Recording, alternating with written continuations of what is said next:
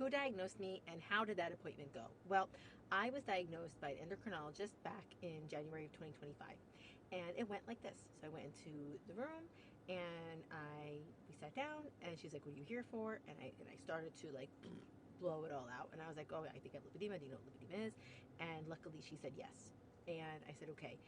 And she looked at me, and I was wearing my Old Navy leggings, and she looked at me and she said, I don't think you have it. You don't look like you have it. And I was like, "Please, please, please, let me just show you my legs," because of vascular beforehand gaslit me and said I didn't have it. So I said, "Okay, let me show you my legs." And so she said, "Okay, fine." I took my leggings off, and she's like, "Oh yeah, stage 2 lipedema."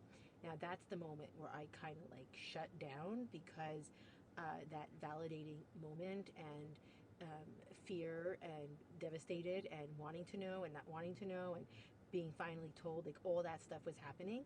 And so I was trying to process that. When I tell you that I literally went like my just couldn't hear and there was like a ringing in my ear, that's exactly what happened. And then I don't know how many minutes went by, but she then went down the battery of questions, like, the bruising and all that other stuff.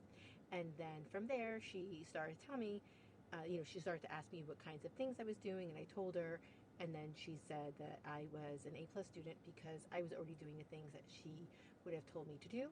And then she referred me to a PT. So that's how that appointment went.